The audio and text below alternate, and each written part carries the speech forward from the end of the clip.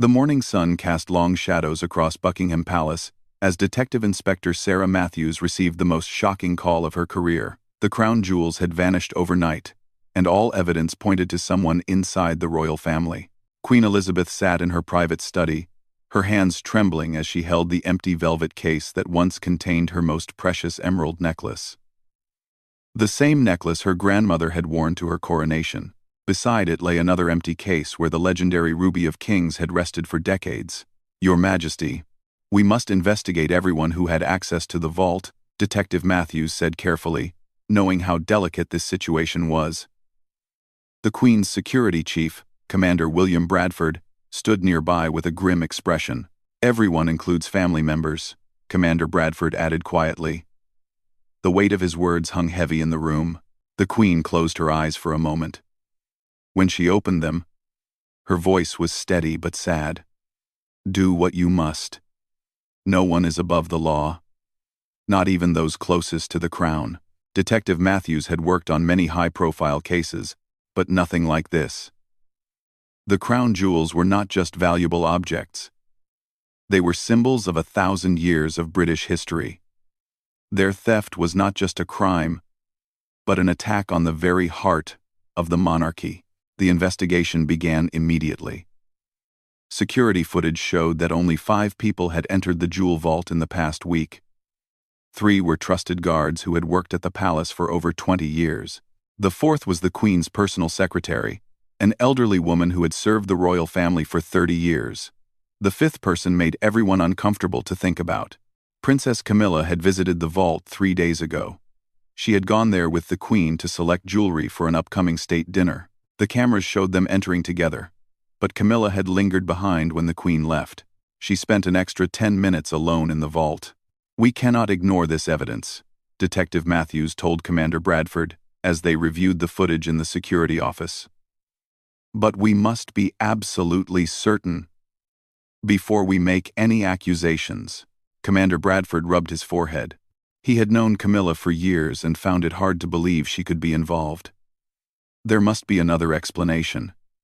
Perhaps she was simply admiring the collection, or looking for something specific. But Detective Matthews had noticed something else in the footage. Camilla had been carrying a large handbag when she entered the vault. When she left, the bag appeared much fuller and heavier. She walked differently, as if carrying something weighty inside. The next step was the most difficult one. They needed to search Camilla's private estate. This required approval from the highest levels of government. The Prime Minister himself had to sign the warrant, understanding the massive scandal this could create. Meanwhile, word of the theft began to leak to the press. Newspapers started running headlines about missing crown jewels. The palace tried to keep details secret, but rumors spread quickly through London's social circles.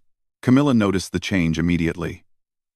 Palace staff who once smiled warmly at her now looked away. Invitations to royal events stopped coming. Even her closest friends seemed distant during phone calls. She knew something was terribly wrong but could not imagine what. "Charles.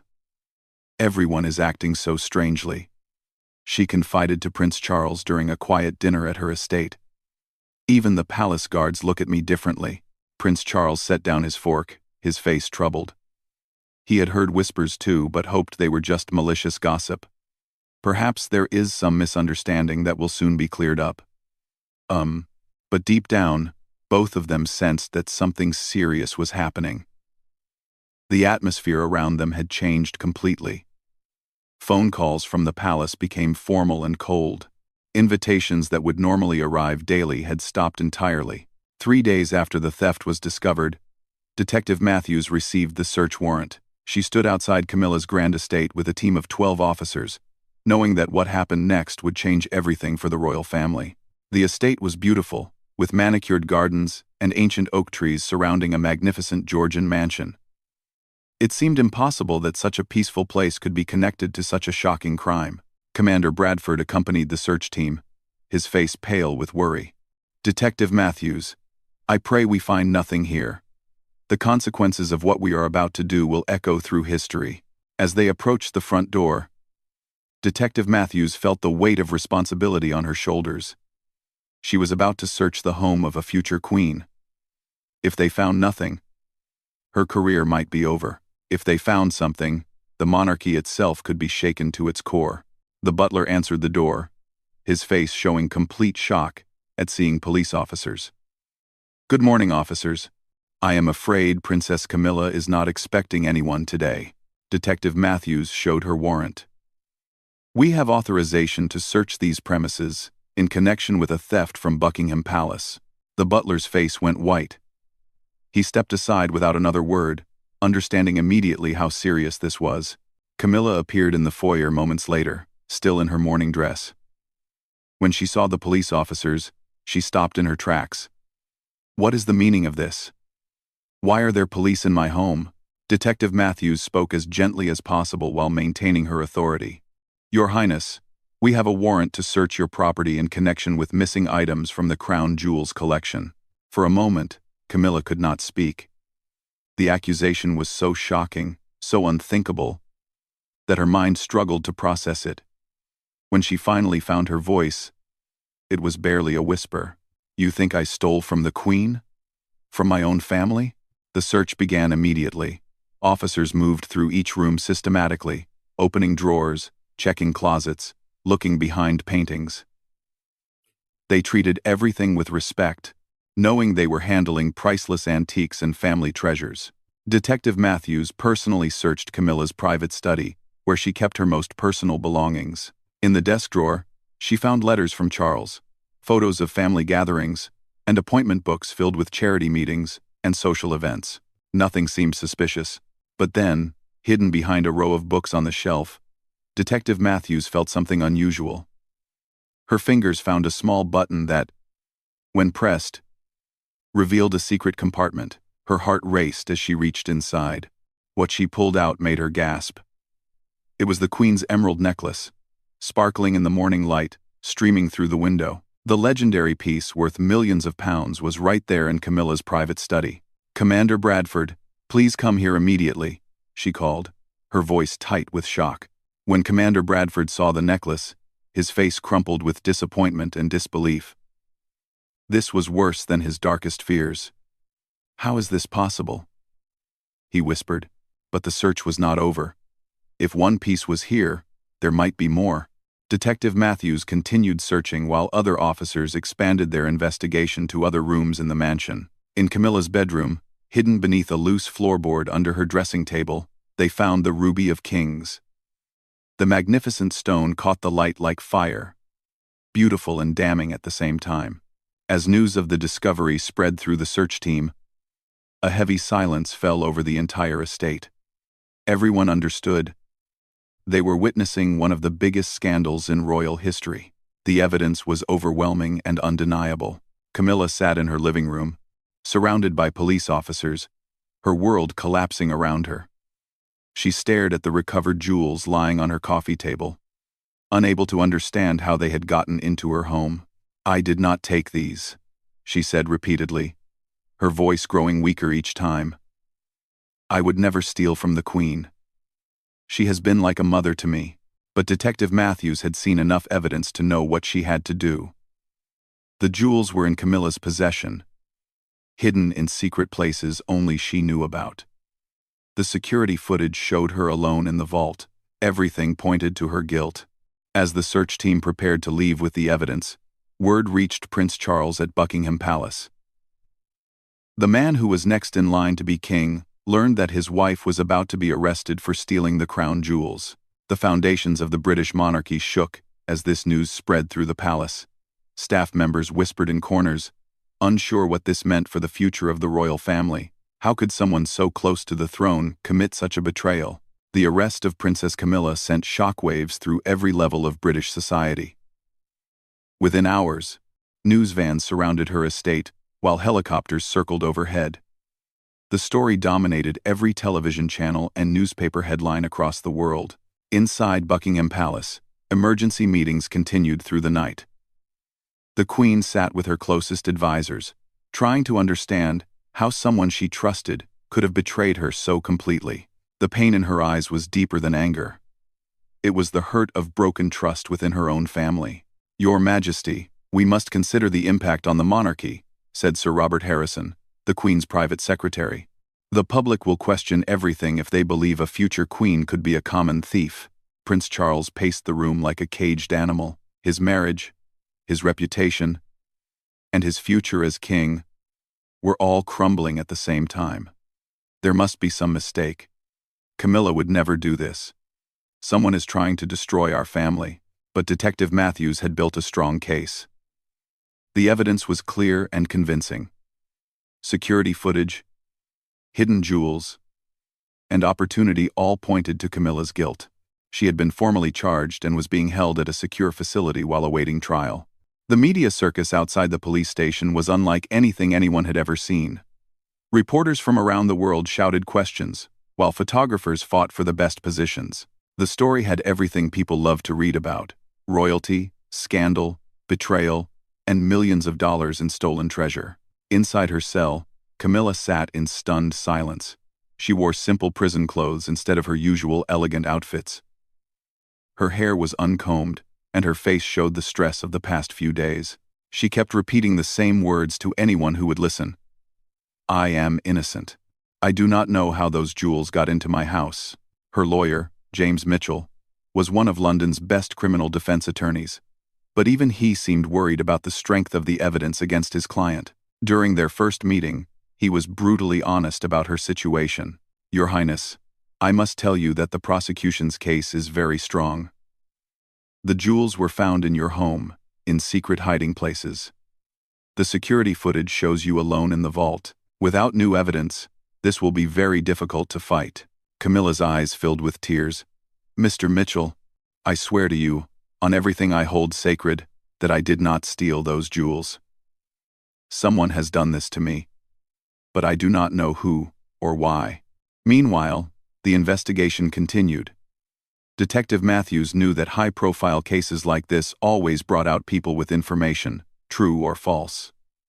Her phone rang constantly with tips from the public. Most were useless, but she had to check each one carefully. One call particularly interested her. A woman named Mary Thompson claimed to have information about the case. She agreed to meet Detective Matthews at a small cafe away from the media attention. Mary Thompson was a middle-aged woman who worked as a cleaner at several wealthy estates around London. She was nervous and kept looking around as if someone might be watching her. "I clean houses for rich people," Mary began quietly. "Last month, I was working at Lord Pemberton's estate when I overheard a conversation that did not seem right." Detective Matthews leaned forward. Lord Pemberton was known to have gambling debts and financial problems despite his title and properties. "What exactly did you hear?" Detective Matthews asked. Mary's hands shook as she stirred her tea. "He was on the phone with someone, talking about how he needed money desperately. He said something about having access to the palace through his connections. He mentioned Princess Camilla specifically." This was the first potential lead pointing away from Camilla. Detective Matthews pressed for more details. "Did you hear anything else? Any names or specific plans?" Mary thought carefully before answering. "He mentioned meeting someone at the Savoy Hotel. He said it would be easy to blame someone else if anything went wrong. He laughed when he said Princess Camilla would be the perfect target, because everyone was already suspicious of outsiders marrying into the royal family." Detective Matthews felt a chill run down her spine. If this was true, Camilla might be the victim of an elaborate frame-up rather than the actual thief. She immediately began investigating Lord Pemberton more thoroughly. What she discovered was troubling. He owed massive amounts of money to dangerous people. His gambling addiction had spiraled out of control over the past year. He had already sold most of his valuable possessions to pay debts. More importantly, Lord Pemberton had been a frequent visitor to Buckingham Palace over the past few months. As a member of an old aristocratic family, he had legitimate reasons to be there for various ceremonies and meetings. He could have observed the security procedures and learned about the jewel vault. The breakthrough came when Detective Matthews checked the hotel records at the Savoy. Lord Pemberton had indeed met someone there on the night before the theft was discovered. The person he met was Marcus Webb, a known criminal who specialized in high-end burglaries. Security cameras at the hotel showed Lord Pemberton handing Webb what appeared to be blueprints or documents. They talked for over an hour in a private dining room, occasionally pointing at the papers spread between them. Detective Matthews felt pieces of the puzzle starting to fit together, but she needed more evidence before she could clear Camilla and arrest the real criminals. The next day brought another shocking development. Marcus Webb was found dead in his apartment, apparently from a drug overdose. But Detective Matthews was suspicious of the timing. She ordered a full investigation of the scene. The forensics team found several interesting items in Webb's apartment. Hidden under his mattress were detailed floor plans of Buckingham Palace, including the route to the jewel vault. Even more damning, they found a small device that could copy electronic keycards, the same type used to access secure areas of the palace. But the most important discovery was Webb's phone. The last text message he sent was to Lord Pemberton, and it was sent just hours before his death. The message was simple but revealing.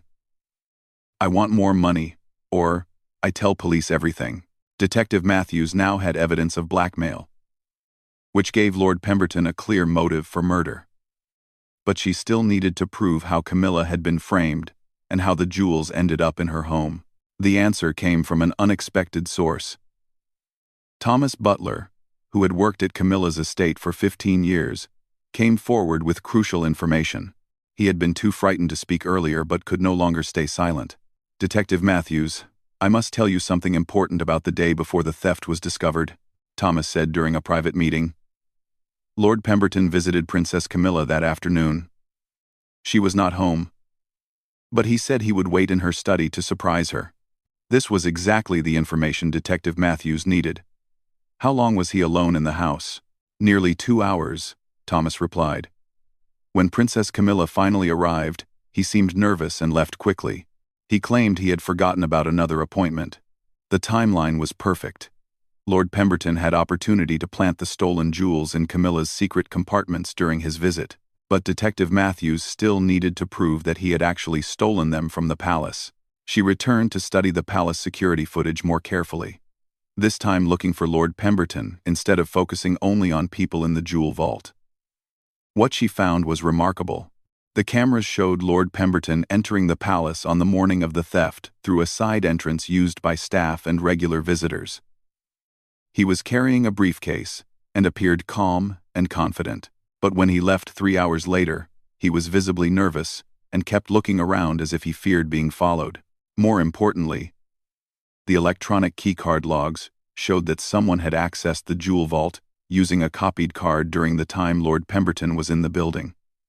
The real cards were all accounted for, which meant someone had used the copying device found in Webb's apartment. Detective Matthews finally had enough evidence to piece together the entire crime. Lord Pemberton had used his legitimate access to the palace to observe security procedures and steal the access codes. He hired Marcus Webb to create the keycard copying device and possibly to help with the actual theft. After stealing the jewels, Lord Pemberton had planted them in Camilla's home during his visit when she was away. When Webb tried to blackmail him for more money, Lord Pemberton had killed him to silence the only witness who could expose the truth. The plan was diabolical in its simplicity. Camilla was the perfect target because many people already viewed her as an outsider who had married into the royal family for wealth and status. The evidence against her looked overwhelming, and few people would question her guilt.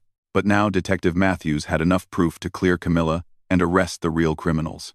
The question was whether Lord Pemberton would confess when confronted with the evidence, or continue to let an innocent woman take the blame for his crimes.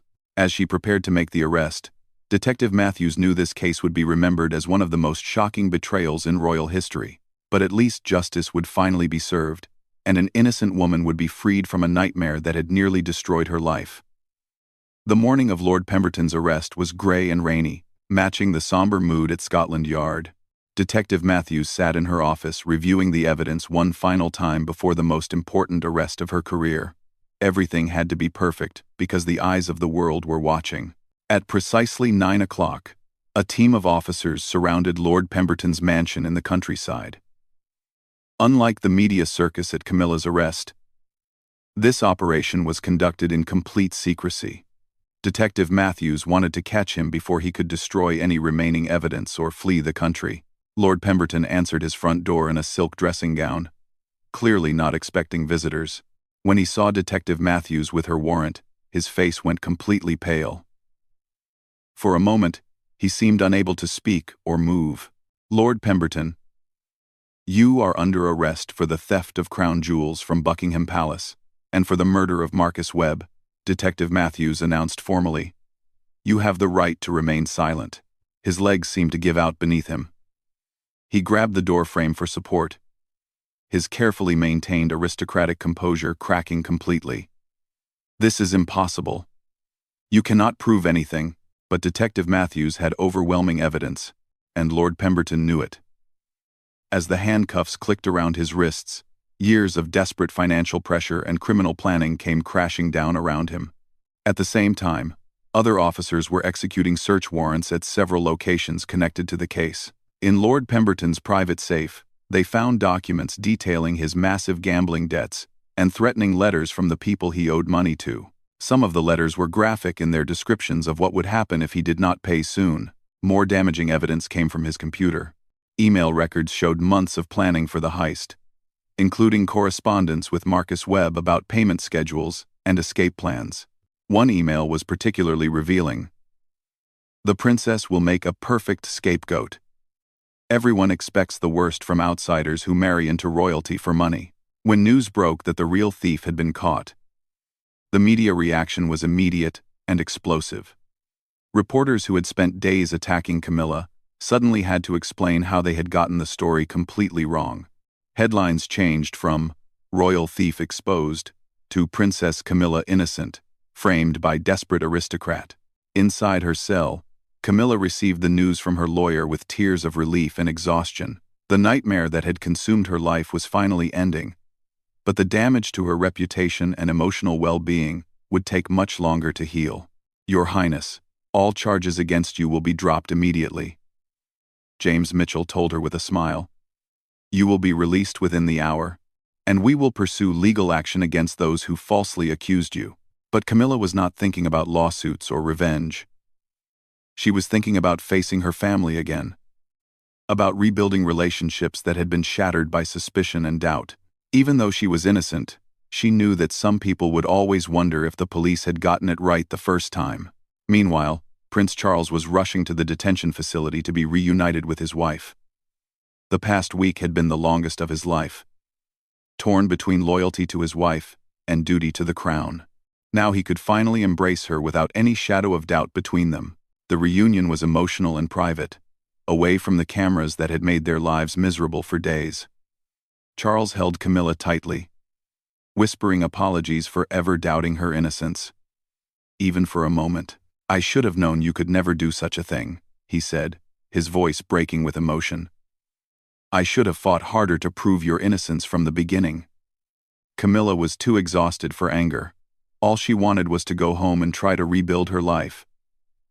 "We will get through this together, just as we always have," she replied softly. Back at Scotland Yard, Detective Matthews was interrogating Lord Pemberton, who had finally decided to confess rather than face a trial where all his crimes would be exposed in public. The full scope of his desperation became clear as he told his story. "I was going to lose everything," he explained, his aristocratic accent cracking with emotion. "The people I owed money to were threatening to kill me. I had already sold everything of value I owned.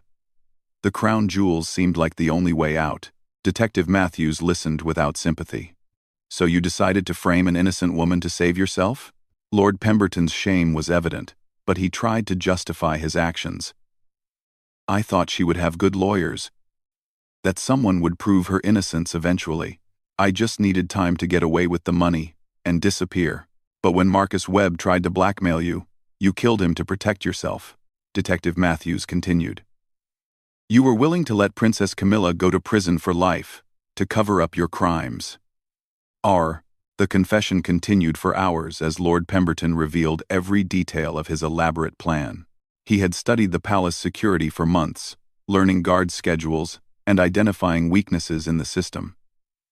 He had cultivated his friendship with palace staff to gain information about the jewel vault procedures. The copying device found in Webb's apartment had been used to duplicate key cards belonging to trusted guards. Lord Pemberton had managed to get close enough to several guards during social events to scan their cards with a hidden device in his pocket. On the day of the theft, he had entered the palace for a legitimate meeting with palace officials about a charity event. During a break in the meeting, he had used the copied keycard to access the jewel vault.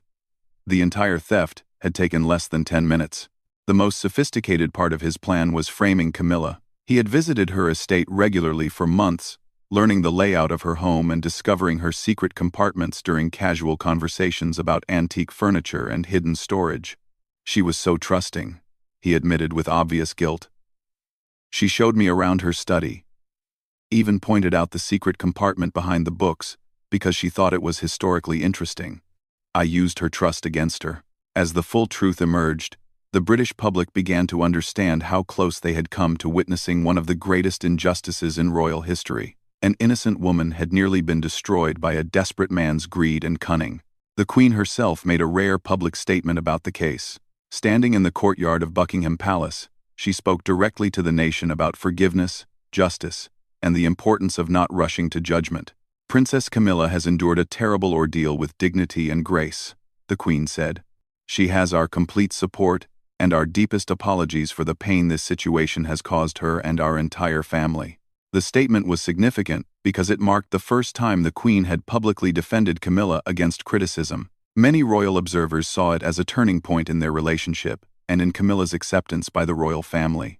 Over the following weeks, the full investigation revealed additional victims of Lord Pemberton's crimes. Several other thefts from wealthy estates around London were linked to his desperate attempts to raise money for his gambling debts. He had been operating a criminal enterprise for months before targeting the crown jewels. Marcus Webb's death was officially ruled a homicide, with evidence showing that Lord Pemberton had forced him to overdose on drugs to silence him permanently. What had begun as theft had escalated to murder when the original plan started to unravel. The trial of Lord Pemberton became one of the most watched legal proceedings in British history. Every day brought new revelations about his crimes and the elaborate deception he had constructed. The evidence against him was so overwhelming that his lawyers could only argue for leniency based on his financial desperation. During the trial, several character witnesses testified about Lord Pemberton's descent into gambling addiction and criminal behavior. Friends described how he had changed from a respected member of society into someone willing to destroy innocent people to save himself. The jury deliberated for less than 3 hours before finding him guilty on all charges. The judge sentenced him to life in prison for murder and an additional 20 years for the theft and conspiracy charges. Your crimes represent the worst kind of betrayal, the judge said during sentencing. You used your position in society to commit theft and frame an innocent woman. Your actions could have destroyed the life of Princess Camilla and damaged the monarchy itself. As Lord Pemberton was led away to begin his life sentence, the final chapter of the scandal was written. Princess Camilla was completely exonerated. The crown jewels were safely returned to the palace, and justice was served. But the impact of the case extended far beyond the immediate participants. Security procedures at Buckingham Palace were completely overhauled, with new technology and protocols designed to prevent similar crimes. Public attitudes toward Camilla shifted dramatically as people realized how wrong their initial judgments had been. In the months that followed, Camilla slowly rebuilt her public image through continued charitable work and gracious public appearances. She never spoke publicly about her ordeal, preferring to let her actions demonstrate her character rather than her words. The case became a landmark example of how dangerous it can be to rush to judgment based on circumstantial evidence. It also highlighted the importance of thorough police investigation and the presumption of innocence until guilt is proven beyond doubt. Years later, Detective Matthews would reflect on the case as the most challenging and important of her career. She had come close to letting an innocent woman pay the price for someone else's crimes, and that knowledge would influence every investigation she conducted for the rest of her life. The crown jewels returned to their rightful place in the Tower of London, where they continue to symbolize the endurance and strength of the British monarchy.